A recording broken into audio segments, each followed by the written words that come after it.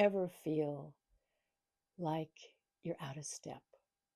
Sure, you're living your life the way you think you're supposed to, you're staying busy, you're checking off the boxes, but underneath, you're feeling disconnected from what's really real. There's nothing wrong with feeling out of sorts. Maybe you're feeling the call for something more ancient, deeper, truer, real in your body, in your heart. In this video, I'll show you how the mechanistic mindset of our culture cuts you off from your earth wisdom. And I'll show you ways of how you can root back into belonging to a more ancient way and mindset. Hello, I'm Sheila Bélanger, a transformation coach and archetypal guide. I've had decades of experience helping sensitive visionaries navigate change in an empowered way by reconnecting to practices of earth honoring in their alchemy processes. By the end of the video, you'll understand that this wrestling with discontent in modern world is not a personal flaw. It's a sensitivity to how that outdated mindset does not work for you or anyone else.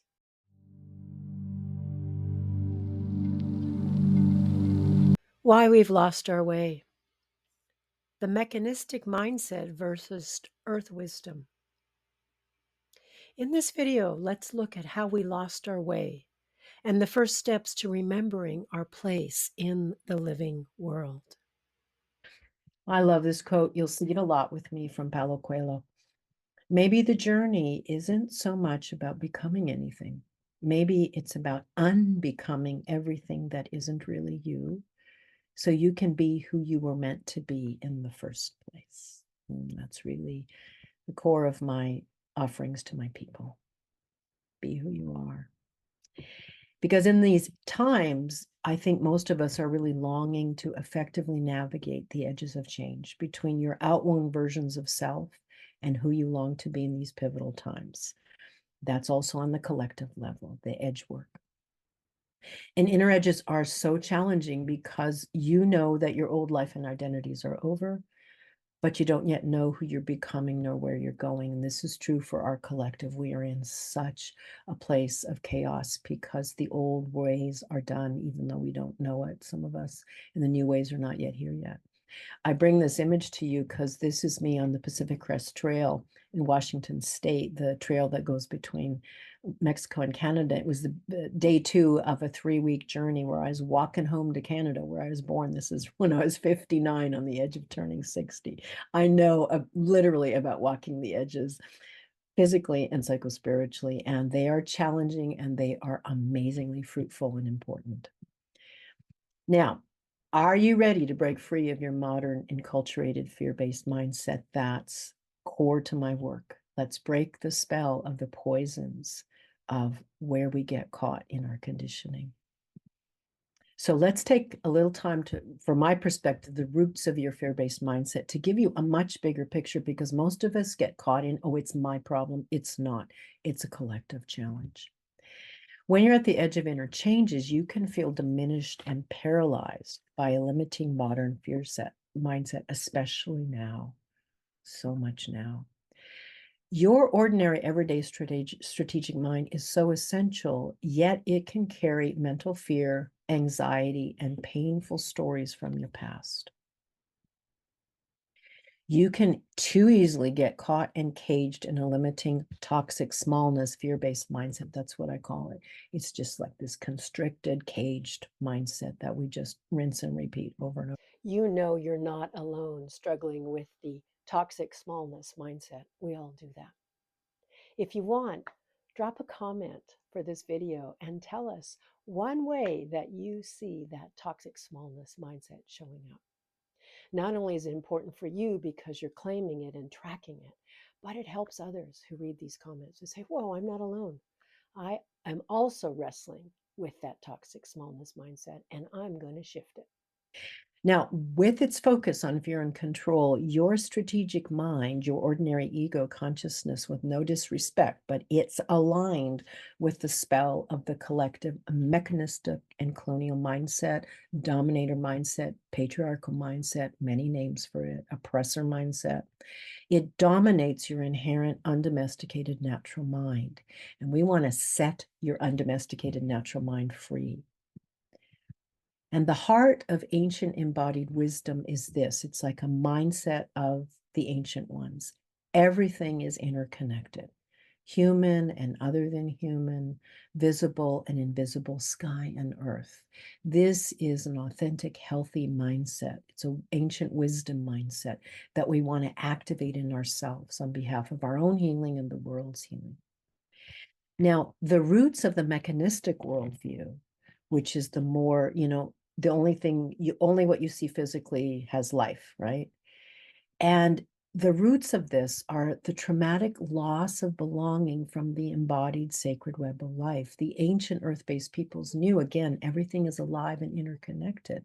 The mechanistic worldview silos us. We're separate, and it's very scientific and very mental and very linear. Mental is great, scientific is great, but when it's taken to the extreme, it's toxic. For centuries, we've lived inside a story that says the world is a machine and we are its operators. This mechanistic mindset taught us to manage life instead of belonging to it. It promised control, efficiency, and progress, but quietly severed us from soul, body, and planet. So we have this mechanistic worldview we're all caught in. And under its spell, your primary ego identity aligns with the consensus reality ordinary mind, trapped in one-dimensional perceptions. Oh, if I can't see it, if I can't touch it, not real, okay? And consensus reality is important, but it's only one reality, and we forget that, we get caught. And then the roots of the colonial worldview are the traumatic loss of belonging from ancestral lands and from a social identity due to persecution and disenfranchisement. Most of us on a journey of inner work and personal growth are very aware of the research done with intergenerational trauma and how trauma stays in our psyche and continues to rotate us in places of wound and smallness. And the colonial worldview really comes from the ancestors who were fleeing original lands they were on. They were fleeing from persecution, they were fleeing from famine, they were fleeing from just, I need a different way of being, but they had a loss of belonging from their homelands, their clans, their people. And so we get this loss of belonging, this fear of I don't belong, and it sets up the spell of the colonial mindset where your primary ego identity then aligns with the acculturated dominator mindset to try to belong and fit in. Okay, if I follow the rules, if I go with this dominating mindset, I will belong. And it's very limited and it's very painful. And yet we're trying to work with the trauma of losing our place of belonging. And there's many ways you can heal that you don't have to go under that spell. So to shift to an ancient embodied wisdom, you need to recognize and shift the mechanistic and colonial mindset that dominates your inherent undomesticated natural mind. Now, we all know this is not done overnight. I talk about my work with that cunning folk wisdom is an apprenticeship. It's the long game because it took lifetimes, generational lifetimes, and decades of your own life to go under that spell. And to shift it, you have to apprentice to your deeper wisdom, your ancient wisdom self. Earth wisdom offers a different story, one of relationship, rhythm, and reciprocity.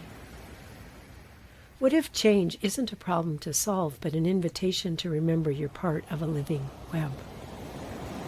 When you reconnect with this older knowing, even uncertainty becomes sacred ground. Because you're so much more than you think you are, especially who your strategic mind thinks you are.